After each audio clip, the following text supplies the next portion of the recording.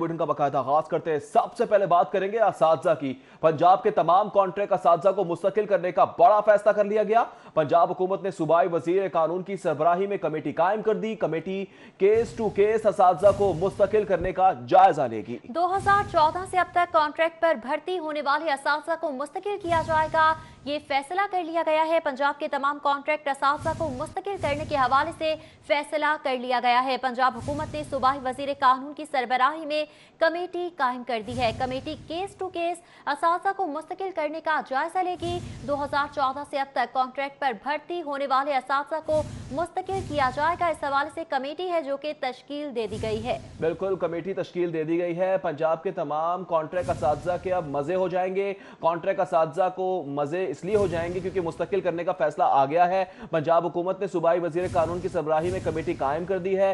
Committee case to case असातिज़ा को मुस्तकिल करने का बाकायदा जायजा लेगी और 2014 से अब तक कॉन्ट्रैक्ट पर भर्ती होने वाले असातिज़ा को मुस्तकिल किया जाएगा। यह भी वाज़ेह तौर पर बता दिया गया है। पंजाब के तमाम कॉन्ट्रैक्ट असातिज़ा को मुस्तकिल करने का फैसला कर लिया गया है। पंजाब हुकूमत ने सूबाई वजीर कानून की सरबराही में कमेटी भी कायम कर दी है। शहर में लॉकडाउन का दूसरा रोज है। लॉकडाउन पर अमल दरामद के लिए पुलिस की जानिब से सख्त इकदाम किए गए हैं। रुकावटें लगाकर मार्केटों के दाखिली और खारजी रास्ते भी बंद कर दिए गए हैं। अनारकली, शाह आलम, इचरा समेत मुतादिद मार्केटों के दाखिली रास्ते बंद कर दिए गए हैं।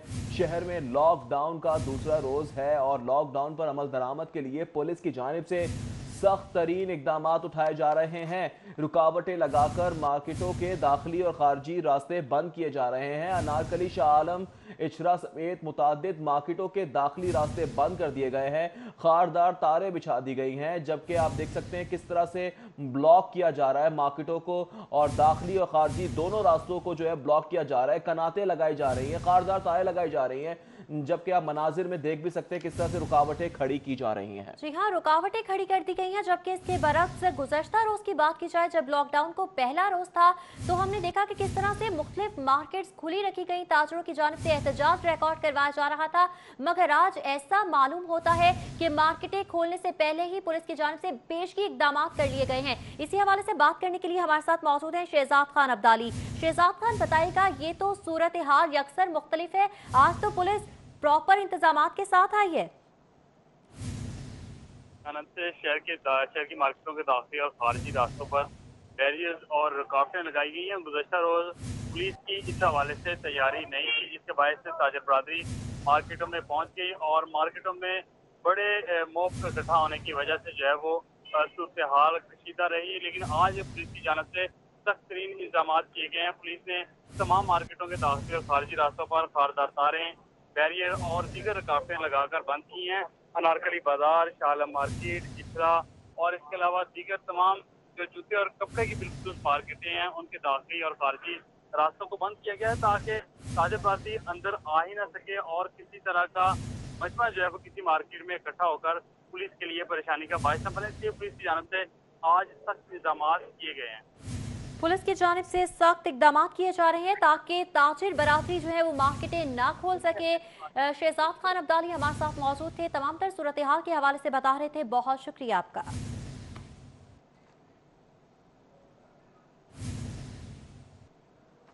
ईद उल अजहा पर कोरोना फैलने के खदशात की वजह से मार्केटों में लॉकडाउन यकीनी बनाने के लिए पुलिस के इकदाम की कुछ बात करें तो गुज़श्ता रोज 115 मार्केटों में 2406 दुकानों की इंस्पेक्शन की गई है। SOPs की खिलाफ वर्जी पर 30 दुकानों को सील भी किया गया है। जी हाँ, लॉकडाउन की खिलाफ वर्जी पर 29 अफराद के खिलाफ मुकदमा दर्ज किया गया। लॉकडाउन पर अमल दरामद के लिए 2204 अफराद को वार्निंग जारी की गई। सिटी डिवीजन में 22, सिविल लाइंस में 15 मार्केट्स की चेकिंग की गई। कैंट डिवीजन में 9, मॉडल टाउन में 21 मार्केट्स की इंस्पेक्शन की गई। सदर डिवीजन में 8 मार्केट, सिटी डिवीजन में 10, 510 शॉप्स की चेकिंग की गई है। मॉडल टाउन डिवीजन की 167, इकबाल टाउन की 339 दुकानों की इंस्पेक्शन की गई है। इस हवाले से इंतजामिया और पुलिस भी खासी मुतहरिक दिखाई दे रही है कि ईद उल अजहा पर किस तरह से कोरोना वायरस पर काबू पाया जा सकता है।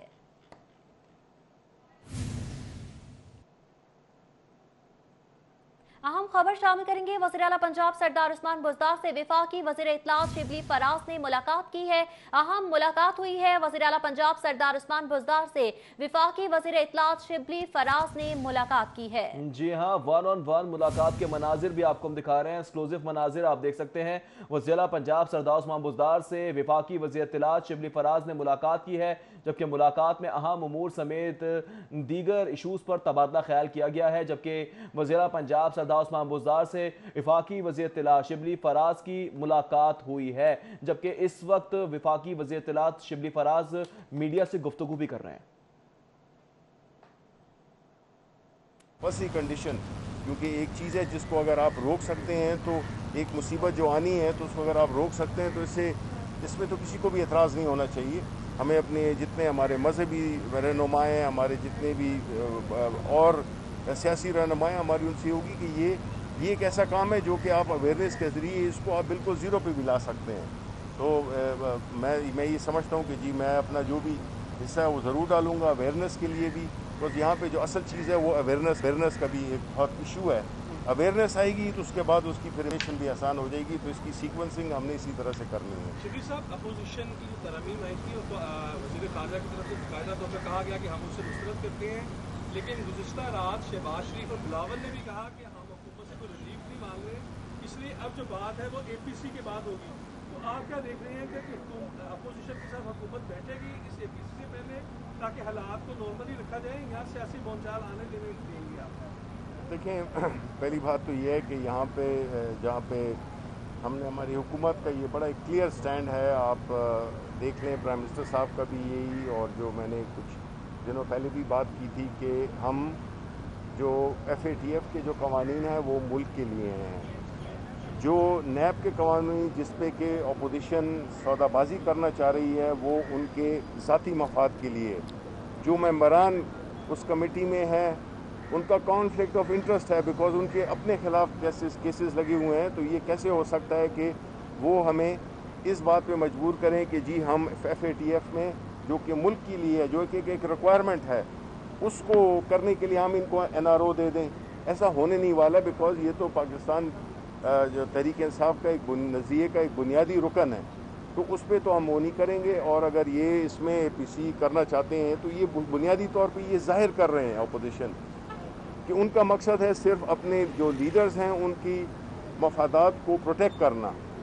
मुल्क से कोई दिलचस्पी नहीं है, इदारों से कोई दिलचस्पी नहीं है, सिर्फ अपने आप को बचाने के लिए ये पॉलिटिकल प्रेशर डाल रहे हैं, जिसमें कि थोड़ी दिनों बाद ईद के बाद ही इस गुब्बारे से हवा निकल जाएगी। बैठेंगे कि नहीं बैठेंगे APC से पहले? देखें ज़रूर नहीं देखें APC तो वो अपनी करते रहें। वो तो बुनियादी तौर पे इकट्ठ है उन लोगों का जो कि नंबर 1 सियासी तौर पे बेरोज़गार हो चुके हैं। उनका कोई एजेंडा नहीं है। उनका अगर एजेंडा यही है जिस तरह मैंने कहा, उनका एजेंडा सिर्फ यही है कि किस तरह से अपनी जो उन्होंने जो अपनी हुकूमतों में जिस तरह की उन्होंने हरकतें की थी उसको प्रोटेक्ट करने के लिए ये पॉलिटिकल वो यूज़ कर रहे हैं। तो इखलाकी उनमें ना कुव्वत है और ना अवाम उसको सपोर्ट करेंगे। तो इसलिए उनकी जो APC है उसमें से हमारा तो कोई ताल्लुक़ नहीं है, लेकिन अगर नेगोशिएशन होगी तो वो हमारे बुनियादी नज़रिए पे होगी। ये नहीं है कि वो इदारा जिस तरह के जितने मुजरिम हैं वो कहें कि जी जेलों को बंद कर दें। ये तो उसी तरह की बात हुई। तो हमारा मकसद यही है कि हमने इस मुल्क को देखें, ये मुल्क बहुत ही इसने नुकसान उठा लिया है। ये माजी की हुकूमतों में सियासी फ़ायदे पहुँचाने के लिए उन्होंने मुल्क के फ़ायदों को कुर्बान किया है। हमारी हुकूमत ये काम नहीं कर सकती और न करेगी। ये बताइएगा कि जो ये बताइएगा कि ऐसे इकबाल साहब ने जो स्टेटमेंट दी है कि यहाँ पे लोग PTI के उनके साथ रास्ते में है और हमसे टिकट मांग रहे हैं, अब जो वो टिकट लेंगे वो होंगे उन्हें जन्नत की टिकट मिलेगी, जो PTI के होंगे वो जन्नत की टिकट होगी। तो आप कौन सी टिकट लेने जा रहे हैं और PTI के आते लोगों से बात? नहीं देखें, एहसान इकबाल साहब जो बात कर रहे हैं उनसे तो आपको ये पूछना चाहिए था कि उनके जो एग्जिस्टिंग MPAs हैं वो हमारी हुकूमत के साथ राब्ते में और मुलाकातें कर रहे हैं, तो उनको तो अपने घर का ख्याल रखना चाहिए बनिस्बत ये कि बाहर की तरफ होते। शिबली फराज कहते हैं ईद के बाद गुब्बारे से हवा निकल जाएगी। वफाकी वज़ीर इत्तलात और नशरियात शिबली फराज ने सुंदस फाउंडेशन का दौरा भी किया। क्रिकेट के बैट बॉय के हवाले से बात करेंगे इस ब्रेक के बाद। हमारे साथ रहिए। पर लॉकडाउन के हवाले से आपको बताएं कि तो दर्जियों, ड्राई क्लीनर्स को लॉकडाउन से मुस्तस्ना करार दे दिया गया है। फर्टिलाइजर्स और एक्सचेंज कंपनीज भी लॉकडाउन से मुस्तस्ना होंगे। Secretary primary and secondary health care ने नोटिफिकेशन जारी कर दिया है। बैरून मुल्क से आए रकूम हासिल करने में दुश्वारी नहीं होगी। मोहम्मद उस्मान कहते हैं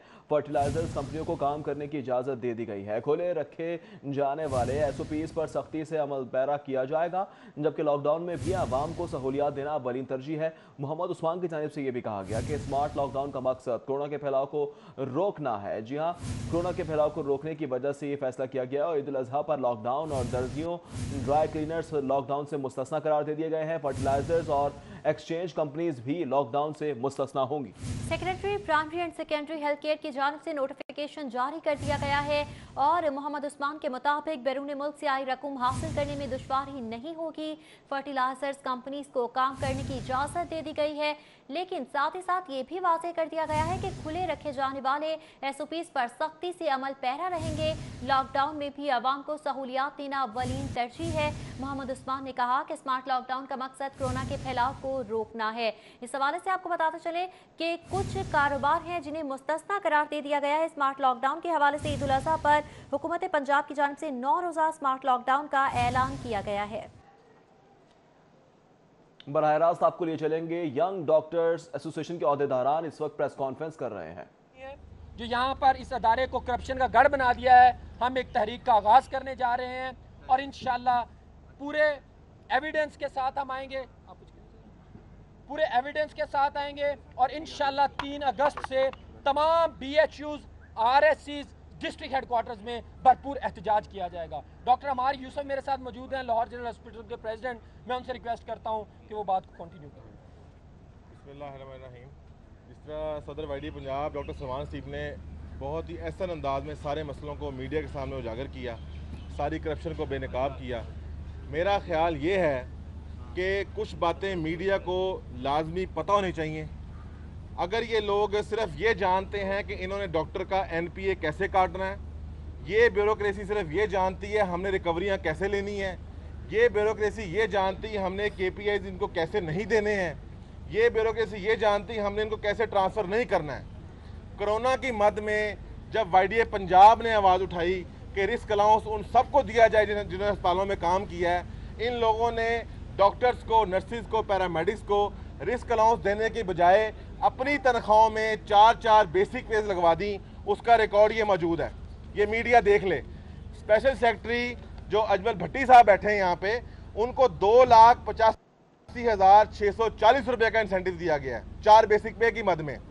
जो मैडम सारा रशीद बैठी हैं उनको 2,97,000 रुपया दिया गया है और माशाल्लाह जो उमर फरूक अलवी साहब हैं इनको 4,19,000 रुपया दिया गया है कोरोना के फंड में।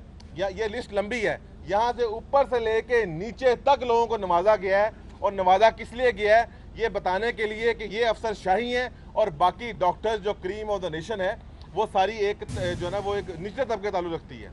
मेरा इनसे हमारा YDA पंजाब का ये दरीना मुतालबा भी होगा और हम मुतालबे के हक के लिए हर हद तक जाएंगे कि खुदारा अपने गिरेबानों में झांकें और ये ज्यादती ना करें। ये ना हो कि जो हाल YDA पंजाब ने स्पेशलाइज्ड हेल्थ डिपार्टमेंट का किया था वो यहाँ भी कर देंगे। यहाँ पे किया ये जाता है, मैं नाम लेके बात करूंगा और सबूत मौजूद है इस बात के कि पाक पतन में इंटरव्यूज के बगैर एमओद रखे गए हैं। पाक पतन ये सिर्फ एक डिस्ट्रिक्ट की बात बता रहा हूँ आपको मैं कि एमओद रखे गए हैं। डॉक्टर्स ने 3 अगस्त से बाकायदा तौर पर एहतजाज का ऐलान कर दिया है, जबकि यंग डॉक्टर्स की जानिब से वाज़ेह कहा गया है कि 3 अगस्त से भरपूर एहतजाज किया जाएगा। उधर गवर्नर पंजाब चौधरी मोहम्मद सरवर की जानिब से हेल्थ प्रोफेशनल्स की खिदमत को सराहते हुए कहा गया कि आपने अपनी जान को खतरे में डालकर लोगों को बचाया, आपने कोरोना के खिलाफ तारीखी खिदमत सरअंजाम दी। फ्राइटनिंग लोगों की प्रोडक्शन थी, लेकिन अल्लाह ताला की मेहरबानी से और हुकूमत के सही इक़दामात से और 22 करोड़ आवाम के तावन से माशाल्लाह हमने कोरोना का जो फैलाव है उसको रोक दिया है। और मुझे बड़ी खुशी होती है जब मैं अस्पताल के डॉक्टर से बात करता हूँ पूरे पंजाब में, पूरे पाकिस्तान में, कि अब जो हमारी कैपेसिटी है बेड्स की उसका सिर्फ कोरोना के लिए 10 से 15% जो है वो ऑक्यूपाई है। तो मैं समझता हूँ आगे बढ़ेंगे। प्रोफेसर मसूद गोंदल ने भी इसी तकरीब से खिताब के दौरान कहा कि यंग डॉक्टर्स ने मुश्किल हालात में ड्यूटियां की हैं। प्रोफेसर खालिद मसूद गोंदल कहते हैं अगस्त और सितंबर में अच्छी खबरें सामने आएंगी। इंस्ट्रक्शन आई सर की तरफ से कि clean drinking water to all the students, then all the institution make sure कि क्लीन ड्रिंकिंग वाटर मिले। फिर सोलर एनर्जी, रेन वाटर की कंजर्वेशन, और इसी तरीके से जब कोविड का दौर आया तो जिस अंदाज में गवर्नर हाउस की सपोर्ट रही, पंजाब गवर्नमेंट की सपोर्ट रही, उस सपोर्ट, गवर्नमेंट की सपोर्ट और फैकल्टी, मेडिकल प्रोफेशन, मीडिया, अवाम की ऐसी कलेक्टिव एफर्ट थी कि now by the grace of Allah almighty we are comfortable.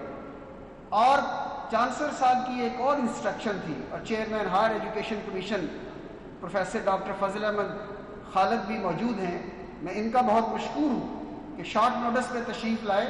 HEC की भी ये इंस्ट्रक्शन कि कॉलेज और यूनिवर्सिटी का डिफरेंस, उसमें इनोवेशन और रिसर्च मेन चीज़ है। तो king Edward medical university under the instruction of the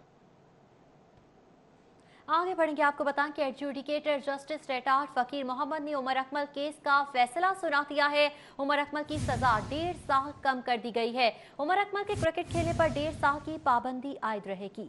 इस हवाले से मजीद जान लेते हैं, हमारे रिपोर्टर खेल के हमारे साथ मौजूद हैं हाफिज शहबाज। बताएगा उमर असलम को छूट दे दी गई है। इस वक्त हम मौजूद है नेशनल हाई परफॉर्मेंस सेंटर के बाहर और आपसे कुछ देर पहले यहाँ पे PCB के इंडिपेंडेंट एडजुडिकेटर जस्टिस रिटायर्ड फकीर मोहम्मद कोखर ने पाकिस्तान क्रिकेट के एक बड़े अहम केस, फिक्सिंग स्कैंडल केस में क्रिकेटर उमर अकमल की अपील पर फैसला सुनाया है और उमर अकमल की जो पाबंदी है उसे 3 साल से कम करके अब 1.5 साल कर दिया है। उमर अकमल पर PSL 5 से एक रोज़ कबल पाकिस्तान क्रिकेट बोर्ड ने 2 मरतबा फेल टू रिपोर्ट के इल्ज़ाम में, यानी कि उनसे मशकूक अफराद रब्ता किया था जिसकी उन्होंने बरवक्त इतला नहीं दी थी के इल्ज़ाम में उन्हें मुअत्तल कर दिया था, जिसके बाद चार्जशीट को उमर अकमल ने चैलेंज नहीं किया था, जिस पर उमर अकमल पर 3 साल की पाबंदी लगाई थी जो डिसिप्लिनरी पैनल के सरबराह थे जस्टिस फजले मीना चौहान। उसके बाद उमर अकमल ने इस अपील की सज़ा के खिलाफ अपील की थी, जिस पर आज उनकी जो अपील है उसे मंजूर करते हुए उनकी सज़ा जो है वो निश्चित कर दी गई है। 3 साल की बजाय अब उनकी पाबंदी जो है वो 1.5 साल कर दी है। उमर अकमल की जो पाबंदी है 19 अगस्त 2021 को अपने अख्ताम को पहुंचेगी, जिसके बाद उमर अकमल जो तरीकाकार है उसके मुताबिक वो क्रिकेट खेलने के अहल होंगे। दूसरी जानिब उमर अकमल के जो वकील हैं तैयब रिजवी, उन्होंने जज का शुक्रिया भी अदा किया है कि उन्होंने उनकी अपील सुनी, लेकिन उसके साथ साथ उन्होंने ये भी कहा कि इस अपील के खिलाफ किसी और फोरम पर अपील करने के हवाले से पाबंदी का इतलाक 19 अगस्त 2021 तक रहेगा। हाफिज शहबाज, बहुत शुक्रिया आपका। जबकि फैसला आने के बाद उमर अकमल ने कहा कि मैं अपने वकीलों का शुक्रिया अदा करता हूं, जो सजा हुई है उसे मजीद कम करवाएंगे, अपने घर वालों से भी मुशावरत करूंगा। साल से 1.5 साल कर दी और मैं जज साहब का भी शुक्रिया अदा करता हूं कि उन्होंने बहुत अच्छे तरीके से सुना मेरे वकीलों को, और इंशाल्लाह ताला अभी डिसाइड करेंगे कि ये जो सज़ा हुई है इसको और कम करवाने की कोशिश करेंगे। आगे जाके अपील करने की अभी कोशिश करेंगे, लेकिन अभी मैं सेटिस्फाई नहीं हूँ, और इंशाल्लाह जो मेरे वकील और मेरी फैमिली मुझे एडवाइस करेगी उसको स्टेप लेके फिर मैं इंशाल्लाह अगला स्टेप लूँगा। मेरा ख्याल है वापस आएंगे इस ब्रेक के बाद। तमाम तर दावों के बावजूद चीनी 70 रुपए फी किलो कहीं नहीं मिल रही, जबकि शहर में चीनी 92 से 95 रुपए फी किलो में फरोख्त हो रही है। चीनी के साथ साथ शहर में आटे की फराहमी भी तलब के मुताबिक नहीं हो सकी। मुआवजा क्या है, बात करेंगे हसन अली से। हसन, बताएगा क्यों इंतजामात नहीं किए जा रहे? अगर चीनी और आटे की बात की जाए तो चीनी की कीमत जो 70 रुपये मुकर्रर की सरकार की जानिब से, उस पर अमल दरामद ना हो सका, और अकबरी मंडी में चीनी का जो 50 किलो का थैला है उसकी कीमत में बदस्तूर इजाफे का सिलसिला जारी है, जिसकी वजह से मार्केट में चीनी 92 से 95 रुपये फ़ी किलो तक जा पहुंची है। इसी वाले से मजीद बात करेंगे। यहाँ पे मेरे साथ एक दुकानदार जो है मौजूद है। ये बताइएगा कि क्या सूरत हाल है इस वक्त चीनी की कीमत की अगर बात करें? जी अस्सलाम वालेकुम। चीनी इस टाइम जो मार्केट में है जी 4450 रुपये का बैग है और 5000 रुपये का बैग होल सेलर हमें दे रहे हैं, तो हम यानी कि 92 रुपये किलो बेच रहे हैं। चीनी बिल्कुल मार्केट में महंगी है और आटा तो मिल ही नहीं ना रहा। होल सेलर और मिल वाले आटा दे ही नहीं रहे। 860 का गवर्नमेंट ने आटे का रेट दिया हुआ, लेकिन आटा मिल नहीं रहा कहीं से भी। किसी के पास भी जाए ना वो कहते आटा है ही नहीं। सुबह गाड़ी आई है जी, घंटे में गाड़ी बिक गई है। इस तरह से यानी कि मार्केट में आटा और चीनी की जो ना बड़ी किल्लत है। तो हुकूमत तो दावा कर रही है कि हालात ठीक हो गए हैं, आटा भी मिल रहा है, चीनी भी मिल रही है। नहीं, हुकूमत का क्या कहना जी, मिल कुछ भी नहीं रहा, आटा भी नहीं मिल रहा, चीनी जाहिर बात है महंगी है, आवाम की पहुँच से दूर है। हुकूमत जो मर्ज़ी कहती रहे, हुकूमत का क्या, हुकूमत का तो काम ही बोलना ही है ये बस। बहुत शुक्रिया। जैसे कि मेरे साथ यहाँ पे एक दुकानदार जो है मौजूद है, उनका ये कहना था कि हुकूमत की जानिब से ठीक है हसन अली, बहुत शुक्रिया। लेस्को एडमिन डिपार्टमेंट की नाअहली सामने आ गई। लेस्को ने ईद उल अजहा की छुट्टियों का नोटिफिकेशन ईद उल फितर के नाम से जारी कर दिया। लेस्को ने वफाकी हुकूमत के फैसले की रोशनी में नोटिफिकेशन जारी किया, जबकि 31 जुलाई से 2 अगस्त तक तातीलात होंगी। नोटिफिकेशन में ऐसा कहा गया है। जबकि फुर्तियां आप देखें कि लेस्को एडमिन डिपार्टमेंट ने ईद उल अजहा की छुट्टियों का नोटिफिकेशन ईद उल फितर के नाम से जारी किया है। लेस्को ने वफाकी हुकूमत के फैसले की रोशनी में नोटिफिकेशन जारी किया। 31 जुलाई से 2 अगस्त तक तातीलात दे दी गई हैं। हाजिर होंगे इस ब्रेक के बाद।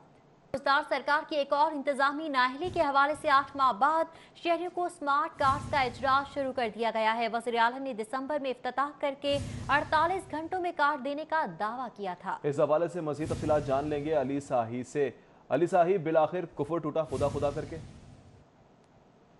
दिसंबर 2018 में हुकूमत की जानिब से गाड़ियों की रजिस्ट्रेशन बुक को ख़त्म करके रजिस्ट्रेशन कार्ड लॉन्च किए गए और दावा किया गया था कि 48 घंटों के अंदर अंदर गाड़ियों की रजिस्ट्रेशन के जो कार्ड्स हैं वो उनके घरों तक पहुंच जाएंगे।